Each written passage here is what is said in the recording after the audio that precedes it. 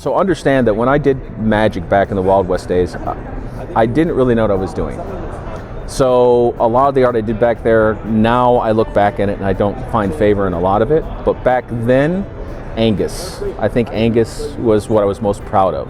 And that's because the original card art is literally 5 inches by 7 inches. All the art, all the alpha, all the beta art, all the Legends art. So I was the happiest with the result then that I did with Angus. So, and back when Jesper hired me, because I'm one of the first 49, there were no guides, no style guides, no anything. So it was a Wild West. So I got a piece of paper and it said, you know, for Legends, it said 10 names on it. One was Angus Mackenzie. And I'm a huge Monty Python fan. So I decided I'm going to do my version of Tim the Enchanter. And that's who Angus Mackenzie is. He's my version of Tim the Enchanter. That's why if you look behind, he's got the huge explosion, he's got the beard, everything from Monty Python. The other one that I would say that I was happy with was Force Spike. Simply the rendering of it. I had no idea what it was. I didn't play the game. I had no idea what was going on. I just got a card that said Force Spike. So artistically, I'm happiest with that one. And people play with it today. I think that's the one thing I got blessed with is a large majority of my cards see current play. I haven't done anything in 30 years. I'm so humbled. I am humbled that I'm still remembered, like really, really, really humbled. So I want to thank everybody out there for remembering me, because it's just, it's hard to describe until you're there. It's like, you know, I used to be a kid to go to the comic book conventions, and you had the guys that drew comics in the 50s, and they have that table way in the back. And I understand now kind of where they're at. You know, people come in there in awe of them. I couldn't understand it. My dad would be like, oh, and now I'm getting people kind of doing the same with me. So it's nice. So a third piece of art that I would say I did for Magic, believe it or not, Keljoran Escort. It was 2 separate pieces of artwork for the same card.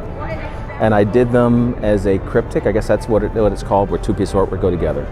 So yeah, if you put them together, they're one scene. And for my competency at the time, artistically, I was happy with them.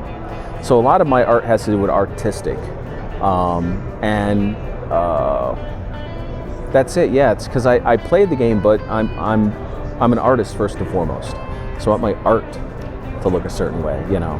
Now, honestly, I came into my own after Magic with another game, 5 Rings, but. Yeah, for Magic, I think those 3. And there's a 4th I kind of like, and that's Urborg. But that's because that's Skeletor's castle. So there were no rules. No rules at all. So yeah, or Urborg. I love He-Man. I'd loved He-Man since, you know, I was, you know, what, 6th grade when it came out. And thought it was great. I love Skeletor more than, I thought He-Man was an idiot, and I love Skeletor. And I had the chance with Urborg and Land of Evil. The sheet came and it was like Urborg, Land of Evil, and that's literally it. Nothing else. Jesper was a maniac.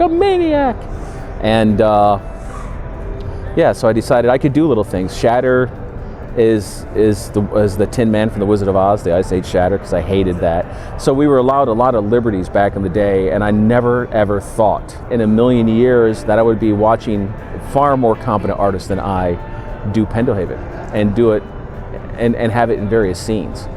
So you'll see a giant tree and with elves. That's Pendelhaven. I created that. That's the card. It's this giant tree. It's in the background there. It's hanging up, you know. So yeah, I never in a million years would have thought that, and I never thought I'd be a part of history. Never thought I'd be a part of history. Wow.